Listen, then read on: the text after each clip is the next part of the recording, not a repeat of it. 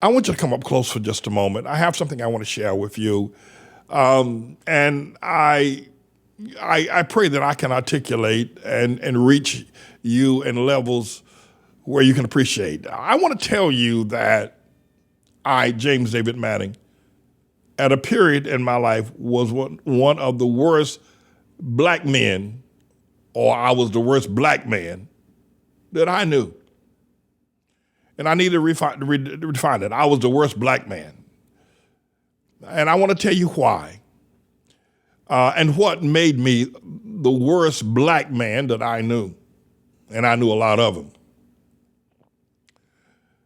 But the reason why that's important as a statement to lead you to this particular teaching I'm getting ready to do is that I understand now with hindsight, looking back over 40 years of my life, that the marching of Dr. King nor the election of Obama could not help me in the state that I was in. What I was doing that made me the worst black man, and I'm going to talk about that, of desertion of my wife and children and the crime that I was involved in, the life that I was living, the rebellion I was participating in, the rejection of God and the truth. What Dr. King was marching about couldn't help me. And what the election that Barack Hussein Obama was about couldn't help me. Now, I pray that a light will go on in your mind. Because as you look at the problem with the Hamite, the black man today, what Dr. King marched for and what I was doing were totally on different tracks. His marching wasn't going to help me be responsible to my family and my children. He wasn't talking about that. But that was what the problem was with me and millions of other black men. But that wasn't what he was discussing. That wasn't what he was protesting for. The election of Barack Hussein Obama wasn't going to help me of deserting my children, leaving them to fend for themselves. My wife, to do the best she could under the circumstances of the abuse. The election of Barack Hussein Obama wasn't going to change that for me or no other black man, which is a major problem in the Hamite black community today. Neither one of the actions of those men or men like them, any of the mayors of the cities, the black mayors, what they're talking about is not addressing the problem. The problem that caused me to walk away from my children. Dr. King was not addressing that. But I wasn't the only one. There were millions of men doing the same as I. Obama never addressed that. That wasn't the reason why he was elected. Wasn't elected to address that. Neither Dr. King. So with hindsight now, and I didn't realize this 40 years ago, but I'm an example. I'm the best example that will confess it because I have enough repentance in me to actually tell you how wretched I was. And I will confess it. But I'm the example of what's wrong with black America today. I'm the example, going back years ago, of what's wrong. Not what Dr. King was marching for. That was minuscule in terms of Jim Crow or voting or whatever else the hell they were talking about. Minuscule. Pale in comparison to what the real problem is with the black man and black family and black America. Now, there are Hamites, but I don't want to cause you to miss me, so I'm going to use the term black. But Hamite is the son of which, Ham is the son of which we were born. The other thing is that having said that, and that remains the problem today, not whether we have a black president or electing a black mayor don't mean one damn thing to the real problem because they don't address the real problems of the black family, the black community. They don't address a black mayor, whether Chicago or Los Angeles or San Francisco or Houston or New York or Richmond or Cleveland or Atlanta or Washington, D.C. They don't address the problem with black America. They don't address the problem. They're puppets for Wall Street and the business interests and the liberal elite, if you will, Japheth, are white people. Now, having said that, the other problem is that's not being addressed, and I pray to if at least get your attention about this. This is a serious issue that needs to be addressed. Number one is that the politicians, the black politicians, including Dr. King, didn't address what I was doing. He didn't address what and I was raising hell everywhere, creating pain and abuse. Everywhere you could look, everywhere I could do what I was doing. Dr. King didn't address that. Obama didn't address it. And none of them addressed that. But there's something else that's come along. The liberal, pinch-nosed, elite, if you will, blacks have allowed the wealthy liberal whites to set the pattern, the economic structure, political structure, and religious lifestyles for the black family, for the black man, for the black community, for the so-called black church, if there's such a thing. It's these white people, got money, well-to-do, they're in the know, they're liberal as all outdoors.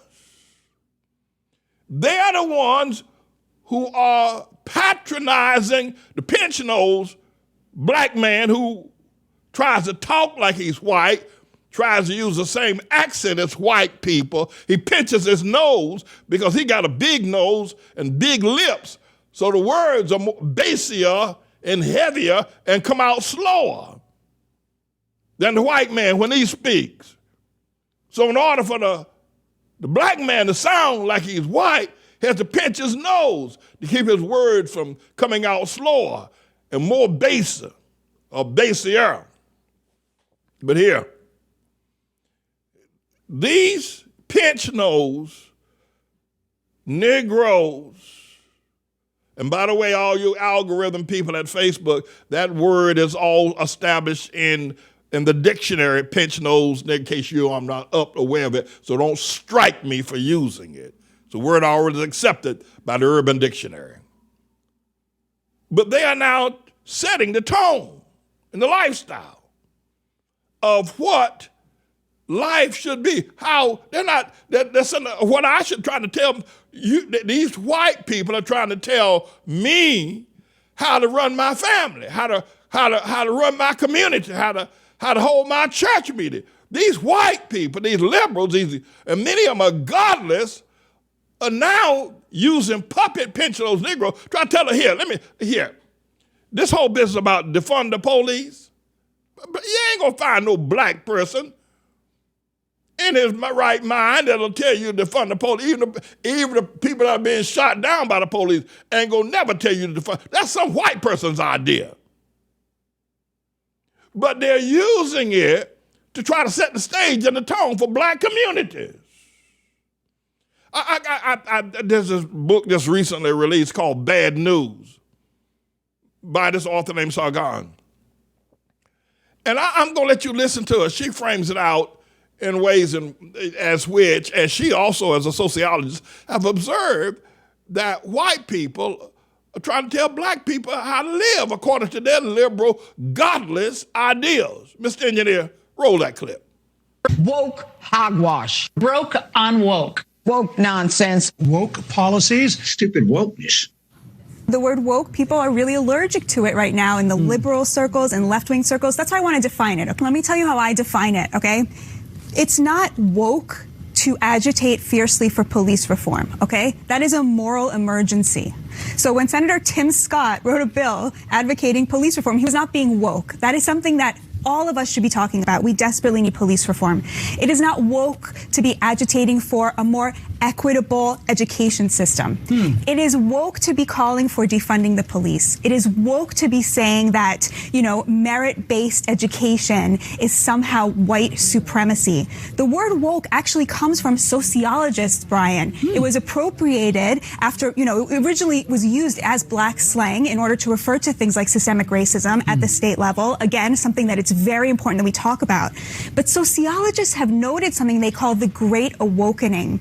And what they're talking about is that starting around 2015, and this is something that I'm sure that you and your viewers noticed, what we saw was white liberals starting to have more extreme views on race than even people of color, the people of color that they're advocating on behalf of. They started to advocate for things like defund the police, as we saw recently. That is a view that is most closely held by highly affluent, highly educated liberal elites, while 81% of Black Americans oppose defunding the police.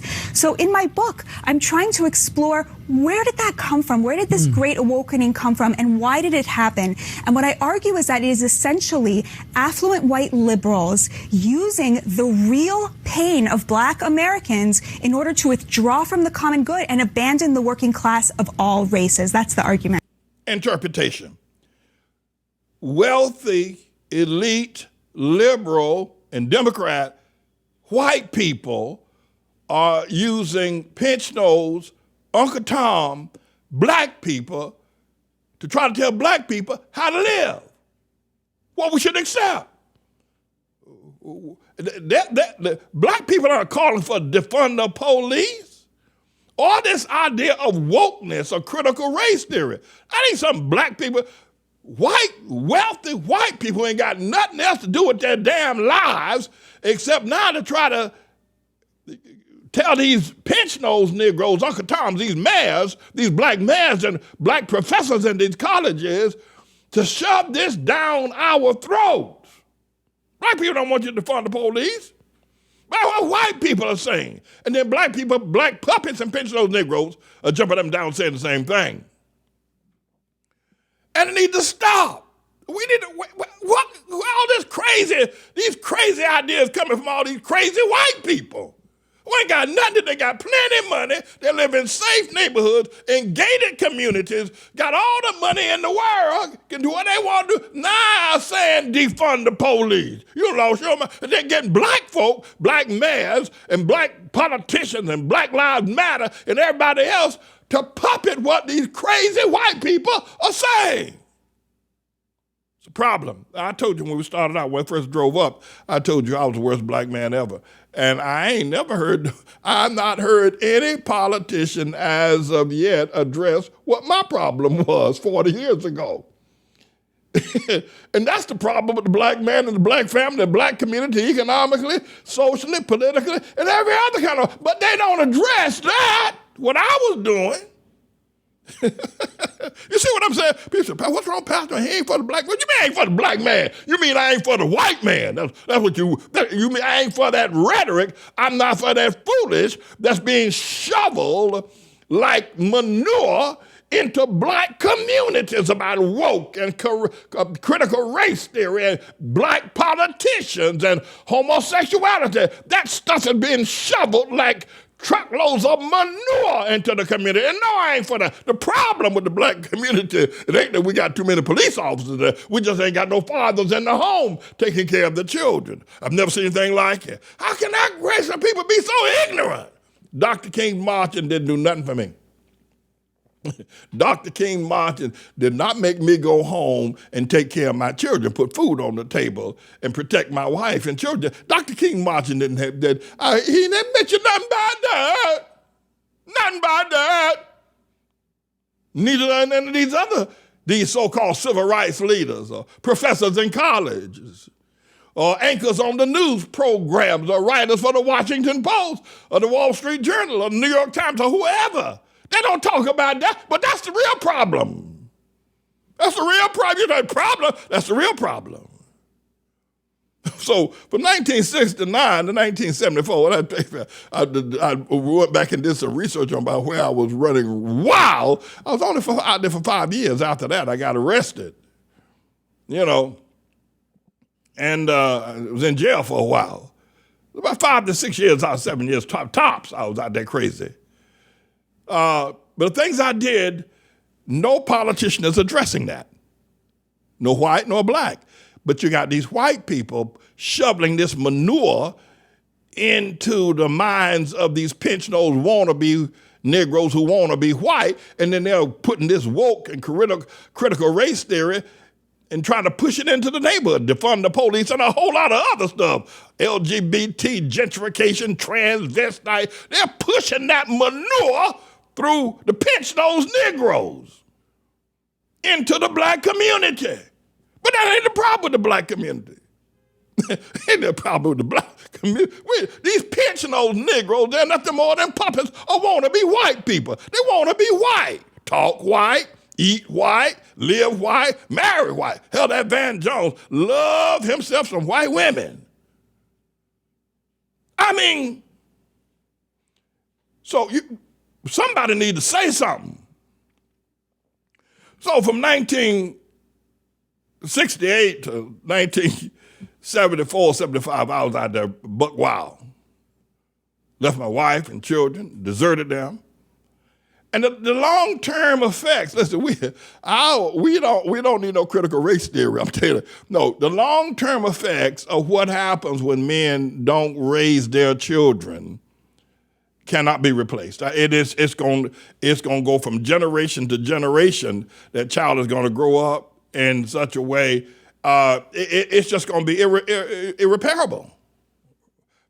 And so not only the long-term effect, but the loss of economic development, the father and son business practices, or the father at home constantly with the children through grade school, through college, directing them, the income that's coming in from the father, being able to be used to educate the children over the years, build homes, the husband and wife working together, purchasing homes, starting business. The economic devastation is devastating. It's not right. It's not right. It's not right what y'all doing. I came from the ghetto too, same as all of you did. Y'all need to listen. But y'all mess up my business. And you call it black power. You mad at the white man. Why destroy my business? Why destroy my truck? Why steal my computer? I'm trying to make it. Could you understand that? Can't y'all see it? I'm trying to make it. Just start listening.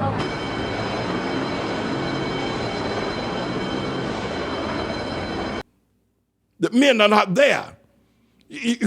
I'm not an economist, but you get the idea what I'm trying to say. See, listen, the wife and husband stays together, works together. They put their money together.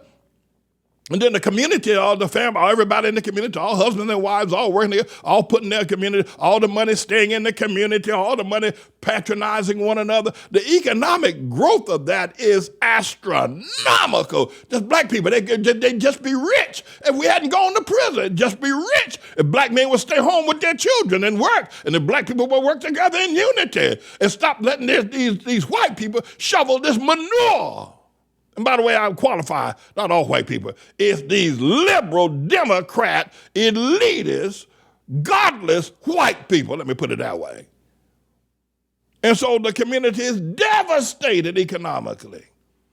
Where could be one of the wealthiest people on planet. We'd be wealthier than a whole lot of other people. If the black family had stayed together, prayed together, well, I don't like that pray together business, but had they stayed together economically, building, home ownership, business, general wealth, and the wealth that has been lost by men who lived the way I did between 1968 and 1974 and 75, it is in the trillions of dollars. We won't need no Joe Biden plan or none of that other stuff. We got our own money. We'll have our own money. We'd have our own money, and our sons would have money, and our grandchildren would be homeowners, business owners, and they're working together collectively in the community. That's the real economy. We don't want the government coming in there and giving us money and paying for our sex bills. What the hell is that? No. So what, you Pastor man, you ain't for the black man. What you mean, what's wrong with you, man? What Dr. King was talking about, he didn't say nothing at all about black man go home and and take care of your children. He said nothing about that. He said nothing about it. That Obama boy, and none of the others have said a damn thing about it. None of them have said anything at all about it. It's always the white man. Let's go get him. Let's get more laws. Let's get more black governors. Let's get more black mayors. Let's get a black president. But nothing about what the real problem is. The real problem is the black man in the community and his failure to understand the power of God and God's word, his responsibility. So economically, the generations have been weakened, and black people are getting poorer and poorer with every black mayor. That every time you see on television, they say, well, the black mayor got elected to Cleveland. Cleveland is probably one of the poorest cities in the whole. Cleveland is poor as hell as Haiti. I mean, people in Haiti got more money and more sense in Haiti than they got in Cleveland. But every time you hear that, black people are going to be poor across America, or they got a black mayor of New York City. Look out, black people are going to be poor, homeless, on drugs, and crazy because they got a black mayor. Check it out. I'm telling you, it may seem a bit satirical, what I'm saying, and I know I'm at the top of my voice because I'm excited. I'm going to tell you something. Every damn time a black person gets elected to office, get ready for black people to get poor and crazy. Never seen anything like it. The wealth that we've thrown away. Then, of course, all this rioting in the 1960s. I saw that too. The riots and Watts in 1965. Burned down the community. The riots in Detroit. Same thing. Burned down Aretha Franklin and all that going on out there. Motown. They were doing something till the riots came along. Said, well, the white man and the Jew own all the businesses. Well, hell, that's where you were working. You burned it down. You burned it down. I mean, and who gonna come back and rebuild? The riot. You know, I was alive in 1960. I was around in the 1960s. Los Angeles was burning like the cauldrons of hell. Detroit, you ain't seen the riot went on in Detroit, burning for days. The smoke billows covered the earth like the Krakatoa volcano. There's so much smoke coming up out of Newark, out of Detroit, out of Los Angeles, even out of New York. The riot. And they burned down their own community. Say, well, the Jews on us, though, we're going to burn down to go because the Jews. Whoa. Wait, hold the phone. Oh, so the Jew on the store, ain't that where you were working? Ain't that where you could go and buy food? Now you got to get on a bus and go across town, and you ain't got no job. And the community is ravaged, and nobody else want to come in and live because you burned the joint down. Where'd all that come from? I'm watching everywhere, Chicago, New York, every major city had to have its own riot, burning and looting. You know, you destroyed the economic base. You know, there is a segment here that I want to put forward.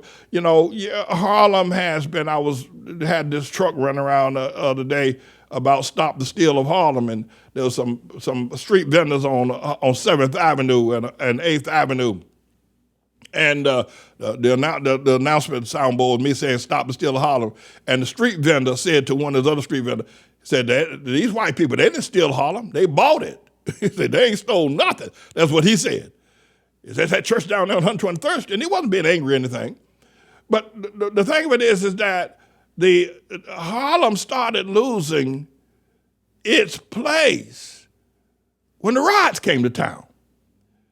You see, the riots drove out the Jewish landlords. Yeah, And the buildings were all maintained. The plumbing was done. The buildings were taken care of. The stores on the 125th Street, all right, they were run by Jews. But, black people worked there, and some black stores owned, and the black people owned their own businesses and whatnot. But when the riots came, the Jews said, we ain't going back up there no more. We lost our money, and the insurance company won't insure us anymore. So they moved to another community. You say the same thing about the Koreans out there in Los Angeles. But when the riots came, they burned down the community, and that's when the destruction of Harlem began. Once the riots, it was never rebuilt. And so it became a wasteland. And so from the 60s to the 80s, the place looked like it had been bombed out Beirut. I mean, there were blocks and blocks and blocks of nothing but abandoned buildings where the rioting had taken place in the 60s up until the 80s. And then, of course, after I spoke ATLAH, the Japheth boy started moving up here and rebuilding. Now he's put the restaurants, he put everything in place that used to be owned all mainly by black and Jewish people working together. That's when it all started. But Dr. King wasn't addressing that. And the rioters wasn't addressing that. And the purpose of the riot was not to address that issue. Let me tell you something. The problem with the black man today is the man that I was 40 years ago. That's the problem. And the prison population, nearly 2 out of every black man in America has been to prison. 2 out of every 5 black men in America has been to either jail or prison. Ain't that nothing? Think about the economic devastation of 4 or 5 years in prison of no income coming into the family. 5 years. Let's say he was only making $30,000 a year. That's $150,000 that the family didn't get. And ain't gonna never make it up. And when he comes out, then he can't find a job. Ain't nobody gonna give him one. He's an ex-convict. So now the economic devastation, when you calculate the economic loss that Dr. King was not addressing, but blaming white folk. And what these liberal pinch-nose wannabe white Negro, these Negroes who want to be white, they're not addressing the problem. They're talking about the white man. They're talking about him. These professors, these TV people, they want to be white. They're not addressing the problem, which is what I was.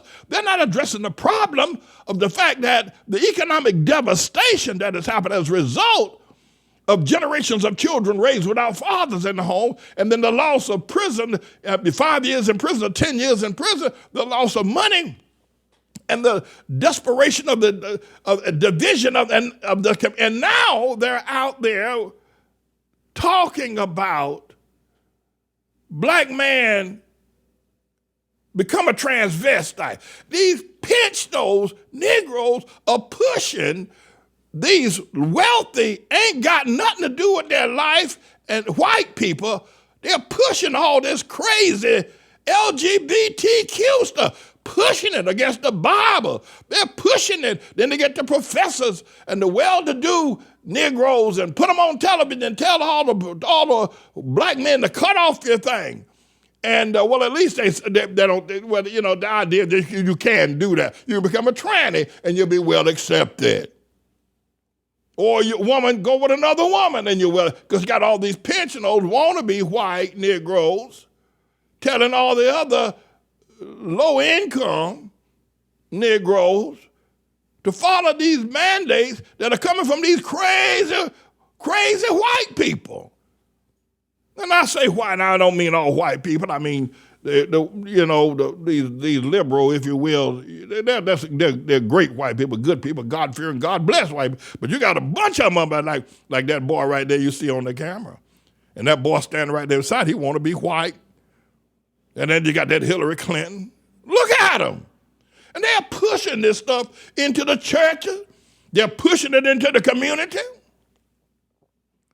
They're pushing this woke business, this critical race theory. And the black people not even think about that. That's some white person trying to make themselves something to get in the New York Times.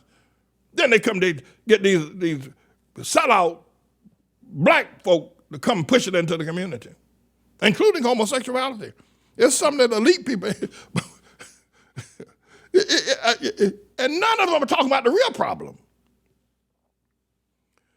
None of them are talking about the real problem. The problem is that who I was, the abuse that I created, the pain and the suffering. But I bitterly repent. The robberies that I did, people's home I broke into. I'm so sorry. God knows I'm so sorry I did that. I'm so sorry. I'm so sorry. I did it. I direct people's lives. What I did with my grandmother and so many other people, friends, employers. I mean, I was just running wild. Dr. King won't talk about what I was doing. But I was the problem. Bull Connor wasn't the problem. I will tell you. None of what the problem was me and another million black men out there just like me. That was the problem. And they never addressed it. And they're not addressing it now. But God is addressing it. So, I mean, this writer is right. This Sargon woman is absolutely right. These white people are dreaming up all these crazy ideas, then pushing it like manure into the black community and getting everybody upset. Black people, first time I heard that, then you got these Black Lives Matter, got that woman a $15 million house. It ain't the only house she got, that Black Lives Matter. Listen, Black Lives Matter, they got all that money. Listen, Jeff Bezos gave that boy Van Jones $100 million. Gave that boy $100 million. Make me think there's something going on that ain't clean. Make me think there's something that Van Jones ain't confessing. You don't give no man that kind of money. You don't give a woman that kind of money. Something is going on. Something is going on that we ain't heard about yet between them two. $100 million of that. What the hell he give Van Jones $100 million to do what? Something is up. Maybe gave him $100 million to keep pushing the manure of this woke and critical race theory and this LGBTQ. Maybe tell Van Jones, keep pushing it, keep shoveling it into the little children, little black children. Make them hate Pastor Manning. Maybe that's what he gave him to him. Fight me. You're going to need it. To fight me and God, you're going to need more than $100 million, Jeff Bezos, you and Van Jones. I can tell you that now. But my friends, no, I think the woman is right, and I pray that y'all will, these politicians aren't addressing the real problem. You say, well, Pastor Manning, racism is not an issue, Jim Crow is not an issue. I didn't say that. I said it's not the problem. I didn't say Jim Crow wasn't the issue. I didn't say that. There is no Jim Crow. Let me put it that way. I didn't say there was no Jim Crow. I did not say that. I didn't say there was no racism. I didn't say that. No, I didn't say that, but I said what the problem is. I was the problem, not racism. Not George Wallace, not Bull Connor. I was the problem. No, and nobody talked about me. No, listen, straighten out me and the other million men that were acting like me. We can deal with Jim Crow. All right, you don't want me eating at your restaurant? I'll build my own. Dick Gregory said he waited for 10 years for the lunch counter to be integrated. And finally, when he got up there and he was able to sit down, when the lunch counter was integrated, he was able to sit down and order. He didn't have what he wanted. Dick Gregory. No, I was, No, so we need to look at this. I bitterly repent, and I'm trying to straighten out men now. But they keep saying we got a black mayor. Ooh wee, we got our first black president. Ooh wee. Listen, I got a clip. I said some things this past Sabbath. I want y'all to listen to. Now, don't turn me off. Just listen to me. Just stand there flat-footed. Take it like a man. Take it like a man. Take it like a man. And just listen, Mr. Engineer.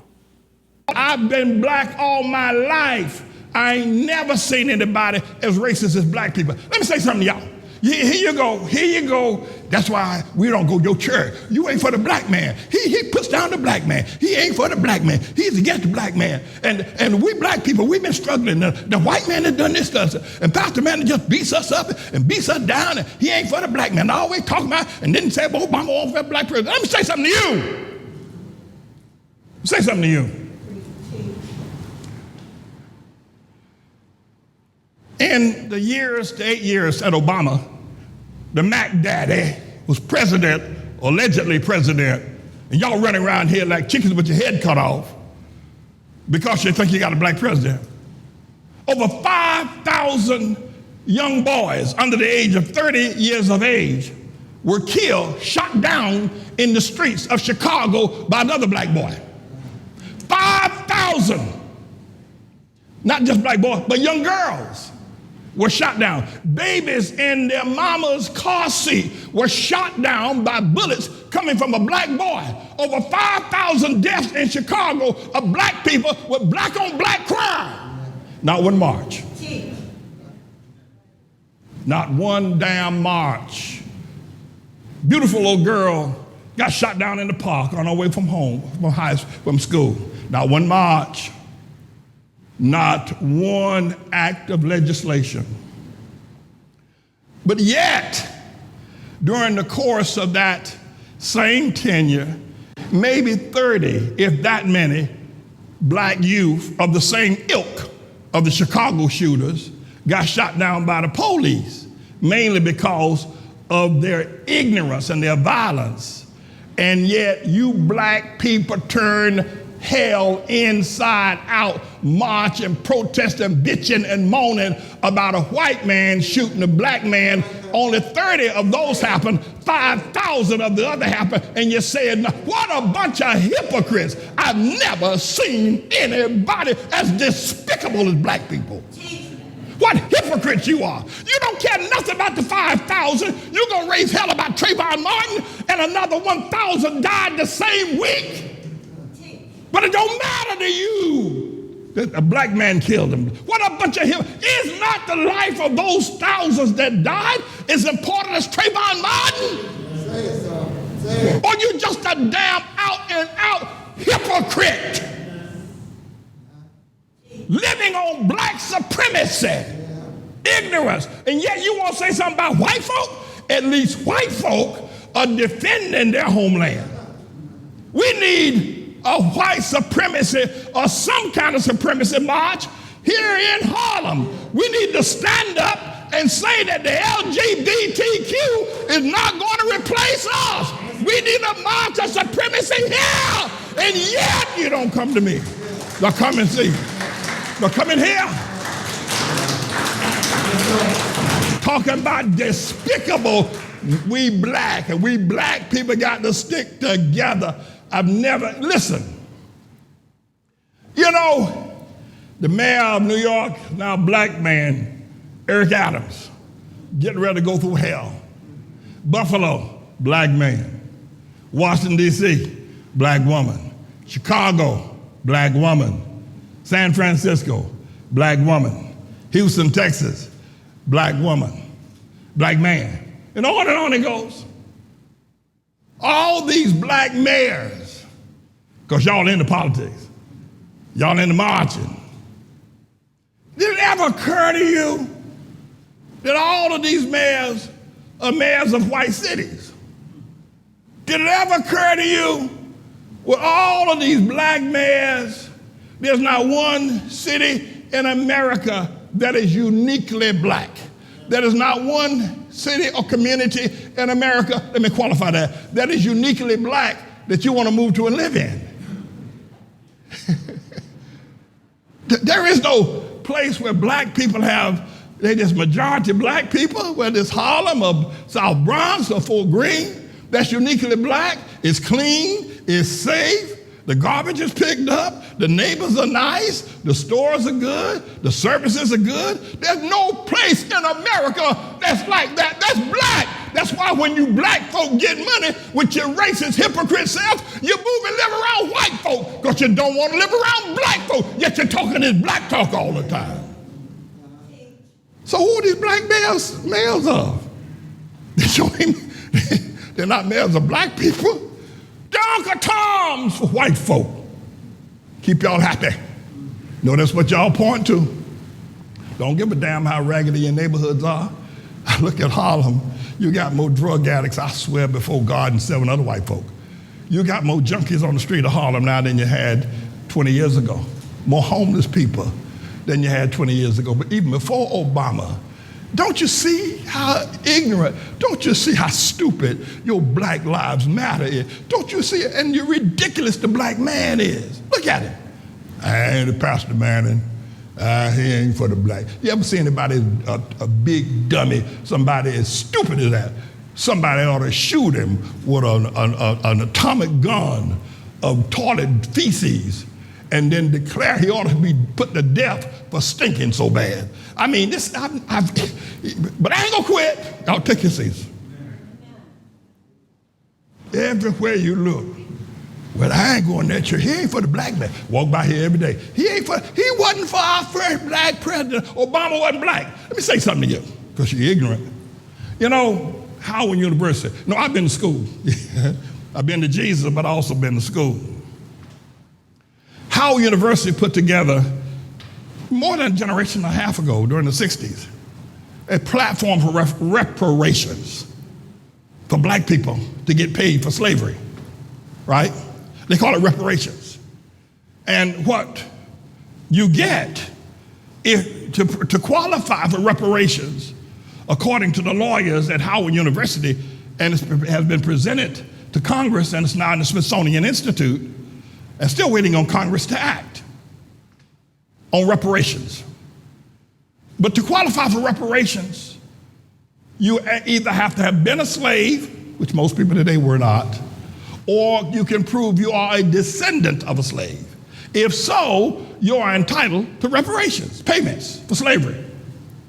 Either you were a slave, most people black in America are not now rather, or you can prove you are a descendant of a slave. Did you know that Obama does not qualify for reparations? Did you know that? Why? First of all, his mama was white. That's first thing. The second thing, his alleged father, Barack Obama Sr., was an African, and he wasn't a slave. He came from Africa on his own. He didn't come on a slave ship. He came on his own. So the two of them give birth to Obama. If Obama put an application in for reparations, he couldn't qualify. So if he didn't qualify for reparation, why do you say he qualifies as a black man? I don't understand y'all. I mean, I don't understand the ignorance. White folk in Wall Street, Jeff Bezos, they must be laughing their you-know-what's off at y'all. The man doesn't even qualify for reparation. Yet you're going to say he's your first black president? Your ignorance is insatiable. I've never seen, and then you won't want to hear the truth. And besides, wasn't it Nobel Prize winner, Peace Prize winner, Dr. King? They said, don't judge the man by the color of his skin, but by the content of his character. If you're going to have a president, it needs to be his character. Our first president of character, not our first black president. Otherwise, you're throwing Dr. King under the bus. I've never, if y'all ever get saved and ever get a chance to stand before Jesus, and you look at how ignorant and stupid you people have been, and I say that with as much love as I possibly can, but it's almost unbearable. You to run around here and talk about our first black president. The man don't even qualify for reparations. The boy's mama was white. First thing, why don't you give that honor to a black woman? The woman that's raised us. The woman that took care of us when the man ran off. The black woman. The woman who's taking care of the church, cooked our meals, paid our bails, went to jail for us, or went to jail to visit us, raised our sons. Why don't you give that honor to a black woman? Why should a white woman get that? If you're going to have a black president, why would you deny the black woman? She's been pushed and kicked and made pregnant and left for dead for years. And when you get your first black president, it's going to be from a white woman. What the hell is wrong with you? Where you know what they say? 1 ounce of black blood, 1 ounce of black blood makes you black. Who said that? Who said that? The Ku Klux Klan, that's who said it. Oh, now you're a philosopher for the Klan. Swear, Lord have mercy, Jesus. What? So I'm up against a Goliath. Ain't no doubt about it. I'm alone all by myself. You ain't gonna get no preacher, no black man from here to the yank to say what you deserve me to say, because it's the truth. So I'm like David, up against Goliath and all these pension-those Negroes. You know, they marched in Charlottesville. The Jews will not replace us. The Jews will not replace us. The Jews will not replace us. They're serious. They're serious. Why can't we march here in Harlem? The LGBTQ will not replace us. The LGBTQ will not replace us. They will not replace us. They will not take our country. They will not take our city. They will not replace us in Harlem. Why can't we do that? Now, the purpose of ATLAH and my service of Almighty God is to rebuild and to restore. And I'm the perfect example. I'm the worst black man I know. 40 years ago, I was the problem, not Bull Connor, not George Wallace. If Dr. King wanted to address something, it should have been addressing me. And all these other so-called black politicians, the elitists, these pensionados, they're addressing the wrong problem, and they're shoveling these crazy white people, the crazy, unclean, wicked white people's manure into our communities, our homes, our churches, and our schools. And it must stop. Stop these crazy white folk from pushing this manure. And I don't mean that all white folk are crazy, but you know the ones that are doing it. We need to stop them pushing their uncleanness, their wickedness into our homes and into the minds of our children. We must stop it. Every man must stand up and guard his house and his school and his church. You white people, get the hell out of our community with this filth, with this LGBTQ. Get the hell out of here pushing that stuff into our schools, into our churches, into our children. Get the hell out of here, your wicked self. Get out of here. Get out of here. We can then rebuild and restore. And we need to denounce also the pinch-nosed Negro. Denounce them for puppets, sellouts, profiteers of our misery and our painful tears that we've shed. And then we need to denounce Obama, who's the mascot, if you will, of these godless white people, the filth pushers. Denounce Obama as not being, he ain't our president. He may be America's, but we got another king. His name is King Jesus. Oh, he's our Lord. He's our king. And by the way, Obama, you need to put on a necktie. What is it with you over the last 2 years? You don't wear a necktie no more. What is it? You scared somebody going, is it a symbol that lynching is coming? That you've taken off neckties everywhere you go now? You go without a necktie? Does it represent the symbol of strange fruit? What the hell is it with you? And the other thing is, get that dye out of your eyebrows. If you're going to dye your eyebrows, dye your hair too, man, so you won't look like something from the Monsters movie. We need to denounce that boy. Oh, my brother, Dr. King wasn't addressing my problem. No, he wasn't. But I want to address the problem of the pain of the women and children that were treated the way I treated women and children and everybody else that happened to get in my way. That's the problem. That's the problem. We deal with that. Bull Connor and George Wallace will be a walk in the park. Me, I'm James David Manning, everybody. And don't you ever forget it. I'm the Lord's servant.